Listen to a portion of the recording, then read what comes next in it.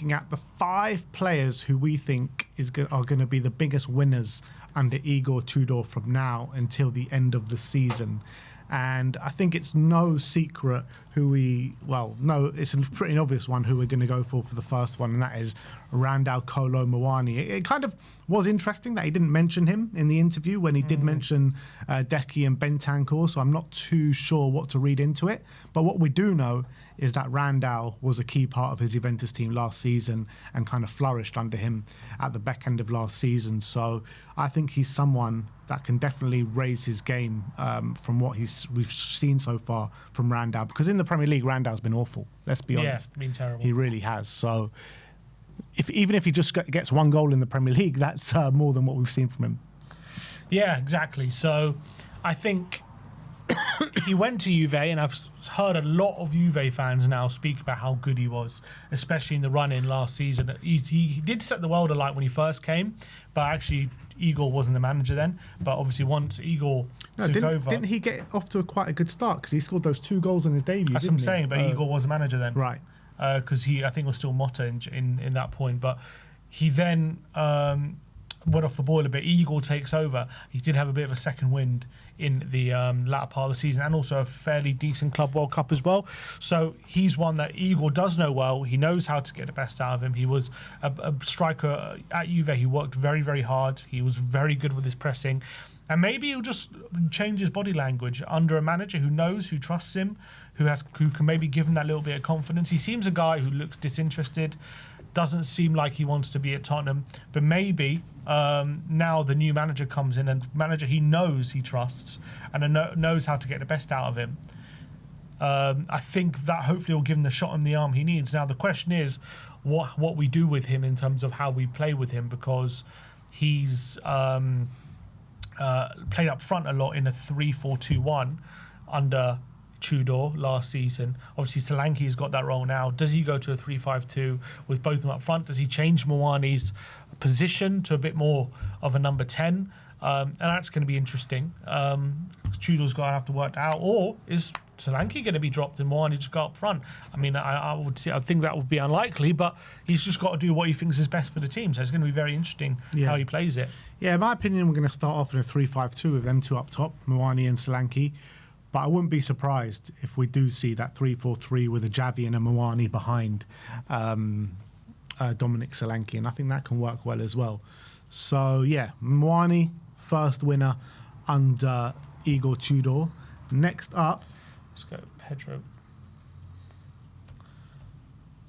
Next up, we're going to look at Pedro Porro, who is going to be the second winner under Igor Tudor. We know that he usually plays with that wing-back system. It's a system that Pedro Porro very much knows for his time at Sporting Lisbon, and that's what got us in to pay for him all that money, 45 million. And that's where he kind of made his name in the professional game, playing in a wing-back system. And with his ability on the ball to get crosses in the box, cover ground on the wide areas, I think Pedro Porro can thrive in this system. Yeah, that's where we signed him from Sporting, as you say. He made his name there. There's always been a bit of a question mark about Porro. Is he a wing-back? Is he a full-back? When he first came under Conte, he did struggle initially until I felt like come the end of the season he was getting a bit more used to it, that wing-back system, and started to play well. Then we obviously... The thing is, I don't think it was the system that he was struggling with. I think it was the intensity of the league that he was struggling with. Yeah, definitely early on. His debut against Leicester was one of the worst debuts I think I've ever seen. And then at that point you're thinking, what the hell have we signed? Obviously, I do think he's gotten used to the league by now. This season definitely hasn't been his best season. I think last season and the season before he was much better, to be honest. And also back then under Conte, even in the early days, he still showed really good attacking output. Yeah, he was just awful. Going back, he was getting beaten all the time. Now going back to a back three, there's definitely an argument that will help him at the moment, because he seems to be very isolated at the moment when he's up against one-on-one with his winger.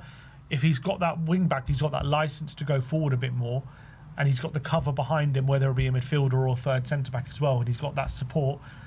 Now, I do think that will help him, and I think that'll give him that bit more freedom to get to be in the positions that we know he likes to be in, which is in that final third. And maybe we'll see him scoring some more goals. Maybe we'll see him getting more assists than he was. I feel like this season he's been constrained to that right half space, which he is good in, but I feel like him even further forward, you might see more of him. Now, the problem with that is, does he have the physical dominance to dominate a whole right flank like some of the other that sometimes you need to do as a wing back, because you might not get because you're kind of the extra man out wide as a wing back. You have to kind of dominate the whole flank in a sense. Otherwise, you're going to need the help from either the right winger or a centre mid or a right centre back. But if they're all gone and busy with their jobs, you might be kind of tasked with managing two players sometimes on that side, so it can have the opposite effect. But I do think if we manage it correctly and give him the correct support, I think he could thrive. Yeah, I think so. I think, look, like I said, I think we've seen him do that. But the only issue is that when he was doing it at Lisbon, they obviously had like over 60% of the possession. They were penning teams back, and he was essentially like a right winger more than like a right wing back. At Spurs, it's going to be different. Teams are going to attack us as well. He's going to need to be at his defensive best to thrive. So I think he can do it, and I think his defensive game has got better as his time was wore on at Spurs. I'm just not... Yeah, I do think it's going to take for probably players to help him out in terms of getting up and down the pitch. And I don't see why not. You can get the midfielders coming to help. You can get the right winger or the right side number 10 coming to help, and most importantly, the right centre-back as well. Right, next up, we're going to look at Conor Gallagher in the middle. Obviously, this new the formation, I do think, is going to help Conor. I don't think we've seen him playing a back three for us, because every time we've done it is mostly in the Champions League under Frank, isn't it? So I don't know if maybe he did once or twice. Well, he did the first half against City, didn't he? First half, and wasn't great in that one. But I do think this formation will suit a player like Conor Gallagher, who gets to use his physical kind of strengths in the way that, similar under Conte, the way Højbjerg and Bentancur were very physically able to get up and down the pitch and stretch the opposition. I think Conor Gallagher will be very suited to that. I also have been looking at some of his Juventus play, and one of the key aspects to the midfielders, the centre mids, they had like Locatelli, who was like sitting, but the other midfielders like Keepmar Thuram and Koopmeiners were definitely given license to get into the box and run beyond the ball, which I don't think we've seen a lot of this season from our centre mids. I feel like the double pivots have been very disciplined and strictly in their position, haven't run too much beyond the ball. And I think we're going to see a bit of a difference now under Tudor. I think they are going to get a bit more license, and that's going to be perfect for someone like Conor, who does like to get forward and get in the box. And I think he's going to be key physically in these last 12 games, because I think he's one of the ones where he's physically, one of his key strengths is that. Yeah, absolutely. And I've been quite disappointed with what I've seen from Conor Gallagher so far in a Spurs shirt. I think the second half against Man City was obviously stood out from the rest, but apart from that, I don't think he's been too impressive. But that second half was a very good display, and maybe a sign of the player that we've actually bought here. Like I mentioned before, I think the midfielders have been hamstrung by the tactics that were on show from Thomas Frank. And I think the physical edge that Conor Gallagher brings to this team, I think Tudor's going to absolutely love that. And I want to see him making those kind of late runs in the box, receiving the ball kind of on the edge and having a go and having a dig, because that's where I think Conor Gallagher's at his best, when he's making those late runs into the box, when he's picking up the ball there and just taking those snapshots, because he's very good at that. Yeah, and we need him to be leading that kind of aggressive side of our game. He needs to be at the forefront of that, because I really believe he needs to set the tone for it, because he's the kind of player who, when we're kind of on top of a team physically and we want to kind of suffocate them, like on Sunday, he needs to be the forefront of us leading that aggressive style of our game, because I think he's the one who's the best at it. So if he's on his game, getting stuck into tackles, I think the whole team will follow suit with that. Yeah, absolutely. We used to see it back in the day when, certain players used to put that crunching tackle in from minute one. That's probably going to have to be Gallagher. Okay, next up, we're going to look at Xavi, who I think he's going to be one who's really going to thrive I know he has been improving in recent weeks under Thomas Frank as well. So there's definitely evidence of him getting better and better this season. But I do think for sure he's looked a lot better in the back when we've played a 3-4-2-1 under Frank. I think he's got players closer towards him. And I think he gives himself more options. It gives himself a bit more license to float around different kind of areas on the pitch. I also think it gets him further. Was he free floating? Was he free floating? I think it gets him further up the pitch as well because he's got a bit more cover behind him, so it gives him a bit more license to stay a bit further up the pitch. And if we saw under Tudor, I think Kenan Yildiz was one of the big benefactors of how Igor liked to play at Juve, and he was one who was kind of the creative hub. And I feel like Xavi is going to be like that for us, and I expect his output to increase now that Tudor's here, because I do think he'll have more options. We're going to be more on the front foot. That'll give him more opportunities to show what he's capable of, in my opinion. And I think he's going to be one who's definitely going to benefit from this appointment. Yeah, I agree. And I think like the two systems that we've spoken about, the 3-5-2 and the 3-4-3, I think he can thrive in both of them under Igor Tudor. And what you were saying about when he was in the 10 as opposed to when he was like kind of the left-sided 10, he was 100% way too isolated, but I don't think that would be the case in an Igor Tudor 3-5-2, because I think you're going to have two strikers there, which will naturally give you more options anyway, and then you're going to have two box-to-box players behind him as well, which should naturally give him more players around him. So I think he can definitely thrive in that system, and the 3-4-3 we've seen already, like you said, that he can thrive in that system, and that's probably his best position. Yeah, and I would like to. It would be interesting to see if we do play a 3-5-2, if you get Porro.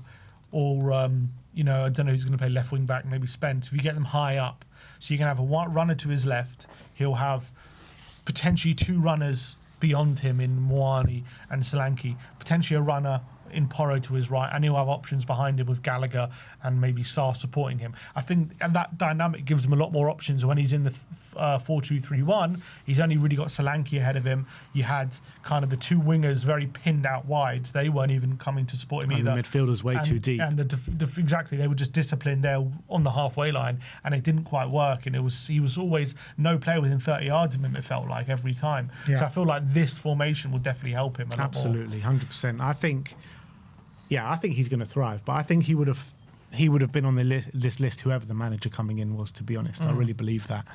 Because he's that of quality, and we're seeing that. He's growing and growing in influence. He seems to be, when we're playing well anyway, playing with a smile on his face, particularly in those Champions League games, second half against Man City. And when he's playing with a smile on his face, he's a joy to behold, to watch. He really is. So we need to get him playing with a smile on his face more often. Hopefully that happens under Igor.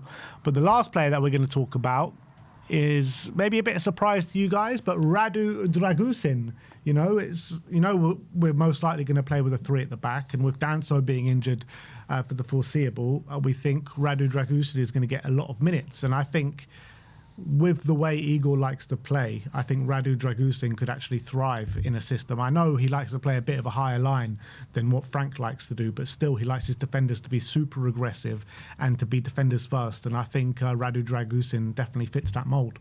Yeah, and I think Tudor's obviously very kind of used to how teams play in the Serie A, and I know it's different in the Premier League, but Dragusin, his best football came when he was in a back three for Genoa, which we did sign him, and I think it did help him on the ball because he had more options to kind of pass it to players. And I think I think what he should be doing potentially is having Dragusin in the middle with one of Van der Ven or Romero on either side of him, because I think that gives him more options to play it. And obviously once Romero and Van der Ven get the ball, they can progress the ball from kind of wider areas. I think what we've done before is given it to Romero on the right and Dragusin or Danso in the middle.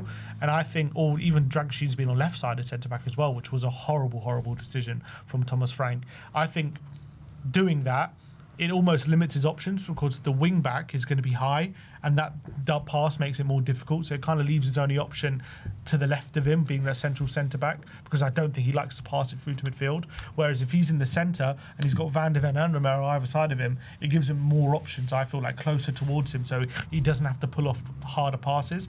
I think that could be something for him to be looking at. And in the back three, you can rely on him to be the one in the middle, kind of using his aerial ability, box defending as well. Do you not think the best option for him is to play him at right of the centre-back? Because I'm thinking of the options that we have available. Let's say Cuti Romero, for example. I know he's not available, but let's say he was. Like, you would want him in the middle so he can step into the midfield as well, with the other two kind of forming that back two because of his ball-playing ability as well, stepping into midfield like that as well, as if we put Paulinho in the centre of a back three with Dragusin on the right. We know Paulinho is comfortable in midfield as well to step in and step up like that.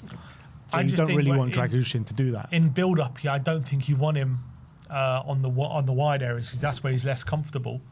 And I feel like when he's in the middle, yes, you're not getting that direct penetration down through the middle, but you're giving him more options. I feel like if you put him on the wide areas like we've seen, he just struggles to pick players out because his options are minimised. You have to be a much better passer, I feel like, actually, when you're playing on the right. Now, I get your point, and I think you're absolutely right. If Romero's in the middle, you probably maximise his passing ability more.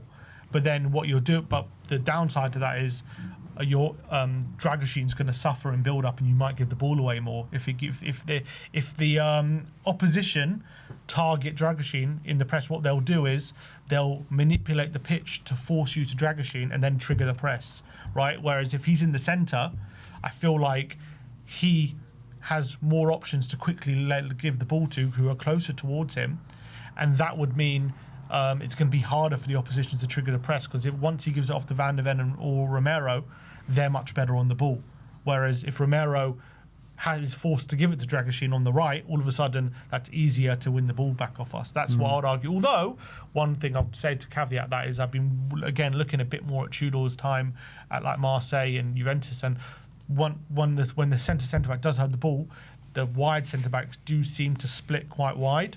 So that would potentially mean the centre-back does have to be better on the ball. So if he does continue to play like that at Tottenham, Dragusin can't play that role, that's for sure. Yeah, look, in my mind, in terms of a back three, I thought the best ball players should always be in the middle. Not necessarily, I would argue. Not always. But let us know your thoughts on that in the comment section below. That is our 5 players who we think can really thrive under Igor Tudor.